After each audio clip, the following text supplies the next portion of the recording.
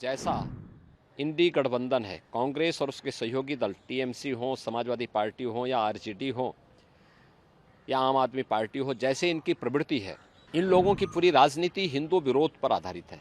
जो इनकी नींव है उसके अनुरूप ही ये कार्रवाई और ये कदम और इस प्रकार के बयान टीएमसी जैसे राजनीतिक दल ले रहे हैं।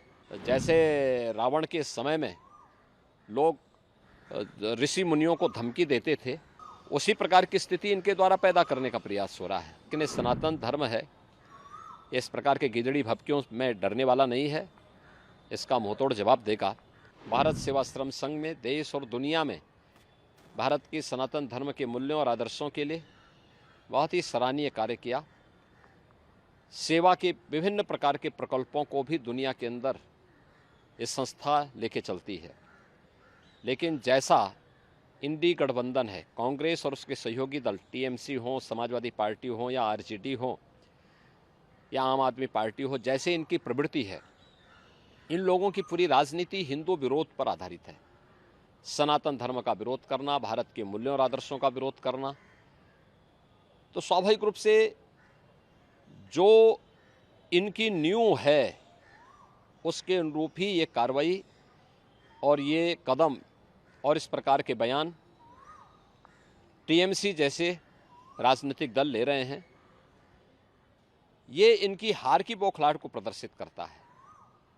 और मुझे लगता है जिस स्वामी विवेकानंद जी ने कभी कहा था, गर्व से कहो हम हिंदू हैं, जिस रामकृष्ण मिशन ने आध्यात्मिक और सांस्कृतिक जागरण के बृहद अभियान के साथ ही देश के अंदर बहुत अच्छे सेवा के प्रकल्पों को आगे बढ़ाया, या भारत सेवाश्रम संघ ने अपने आध्यात्मिक और सांस्कृतिक अभियान के साथ ही सेवा के जिन प्रकल्पों को आगे बढ़ाया है, करोड़ों भारतीय उनसे जुड़े हुए हैं।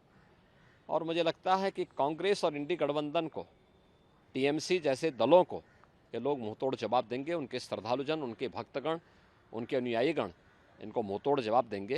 ये तो एकदम जैसे रावण के समय में लोग ऋषि मुनियों को धमकी देते थे,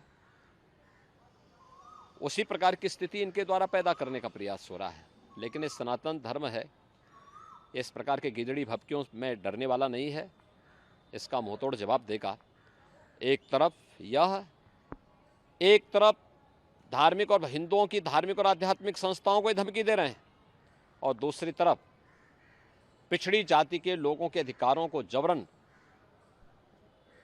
बंदर बांट करने का काम टीएमसी सरकार ने वेस्ट बंगाल के अंदर सन 2010 में 118 मुस्लिम जातियों को ओबीसी में शामिल करके ओबीसी के आरक्षण पर एक प्रकार की सेंधमारी की थी। पिछले 14 वर्षों में लाखों पिछड़ी जाति के लोग इन सुविधाओं से वंचित हुए होंगे।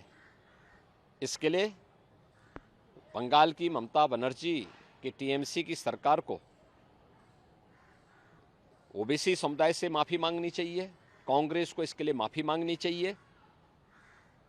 जिन युवाओं के और जिन नागरिकों के अधिकार इन्होंने लेकर के जबरन या कृत्य किया है, वह किसी भी स्थिति में वह स्वीकार्य योग्य नहीं है। दूसरा, यह बाबा साहब भीमराव अंबेडकर की भावना के विपरीत है।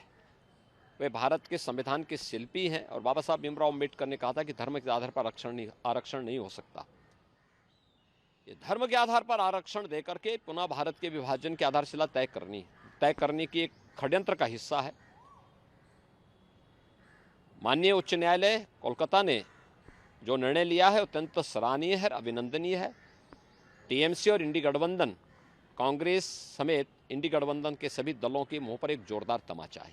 महाराज जी, क्या लगता है कि पश्चिम बंगाल की सरकार सनातन आस्था के प्रति संवेदनशील नहीं है, जानबूझ के रवैया अपना रही? क्योंकि अभी एक हफ्ते पहले वहाँ पे जलपाईगुड़ी में रामकृष्ण मिशन के आश्रम पे हमला हुआ, इसके पहले देखिए ये कांग्रेस या उनके सहयोगी जो भी दल हैं, उत्तर प्रदेश में समाजवादी पार्टी, बिहार में आरजेडी, बंगाल में टीएमसी या अन्य जितने भी ऐसे दल हैं, इनकी पूरी राजनीति हिंदू विरोध पर आधारित है।